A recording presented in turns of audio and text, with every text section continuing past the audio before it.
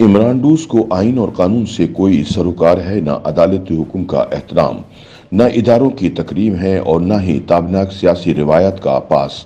نتیجے میں جو ہنگام برپا ہوا، اس نے پاکستان کو دنیا بھر میں تماشا بنا دیا۔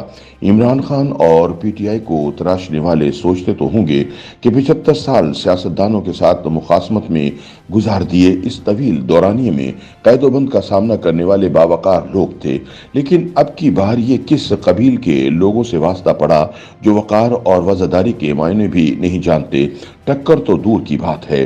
سینئر صحافی حماد حسن عمران خان کی آئین شکنی اور خوف کے مقابلے میں ماضی کے سیاستدانوں کو درپیش آنے والے حالات کا نقشہ کھینچتے ہوئے کہتے ہیں کہ خان ولی خان خطاب کر رہے تھے، اچانک مختلف اطراف سے شدید فائرنگ شروع ہوئی اور چند سیاسی کارکنوں کی لاشیں اسٹیج کے قریب گریں، لیکن پارٹی سربراہ کا بھاگنا یا چھپنا تو دور کی بات ہے، وہ جھکا تک نہیں بلکہ اسٹیج پر مائک کے سامنے بدستور ڈٹ کر کھڑا بھی رہا اور گرجتا بھی رہا۔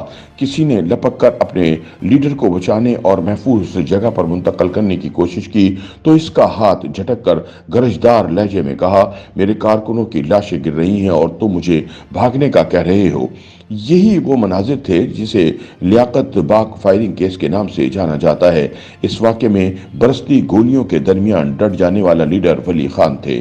ایک اور منظر سامنے ہے۔ آدھی رات کو فوجی دستہ وزیر اعظم ہاؤس میں داخل ہوا اور منتخب وزیر اعظم پر بندوقیں تان لیں۔ وزیر اعظم فون کی طرف لپکے اور فوجی سربراہ سے گرج کر کہا، جنرل یہ کیا ہو رہا ہے؟ مکار جنرل نے جواب دیا، سر اس کے علاوہ کوئی چارہ نہیں تھا۔ اگلے دنوں میں مشکل ترین حالات کے شکار اور پابند سلاسل معزول وزیر اعظم نے خوفناک ڈکٹیٹر سے یہاں تک کہا کہ میں تمہاری مونچھوں سے جوتوں کے تسمے بنا کر دکھا دوں گا۔ عینی شاہدین کے مطابق پھانسی کی رات بھی وہ لمحہ بھر کو کسی خوف اور شکست کا شکار نظر نہیں آئے، بلکہ کتاب پڑھتے اور سگار پیتے رہے۔ یہ منتخب وزیر اعظم ذوالفقار علی بھٹو تھے اور ان کے مد مقابل فوجی ڈکٹیٹر ضیاء الحق کی تاریخ ہے۔ حماد حسن مزید لکھتے ہیں کہ فوجی مارشاء اللہ اپنے عروج پر تھا اور ضیاء الحق کا قہر برس رہا تھا۔ پارٹی سربراہ کا عدالتی قتل کیا جا چکا تھا۔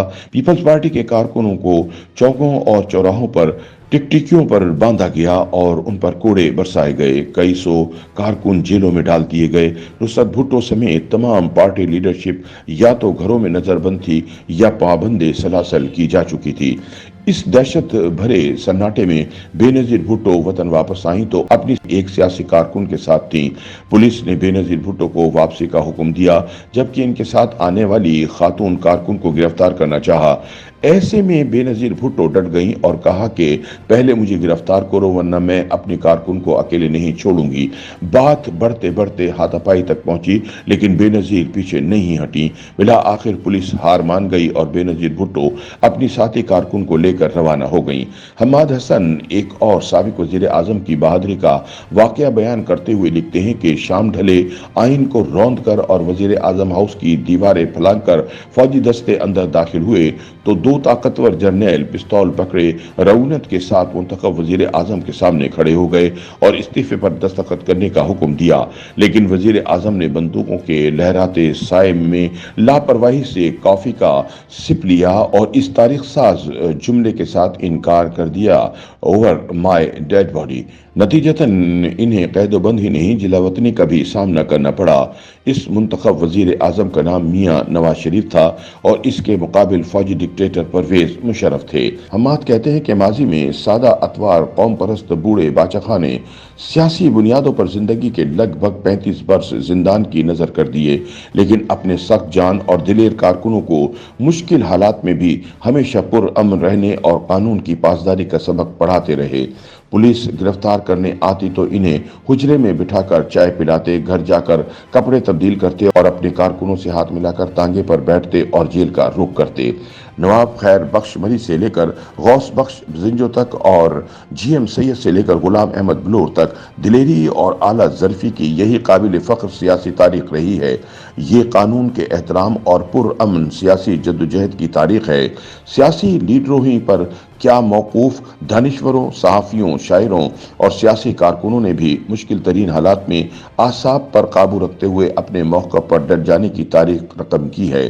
पश्तो और अंग्रेज़ी ज़बान के बेबदल लिखारी मशहूर तरक्की पसंद शायर और सहाफ़ी कलंदर मोहम्मद ने एक मुलाकात में बताया कि अय्यूबी मार्शल्ला के दौरान नौजवान तरक्की पसंद रहनुमा हसन नासिर मरहूम हमारे साथ पाबंद सलासत थे। हसन नासिर का ताल्लुक एक बाअसर अमीर खानदान से था, लेकिन उनकी खानदानी अमारात और रसूख इन्हें अपने नजरिए से अलग ना कर सका।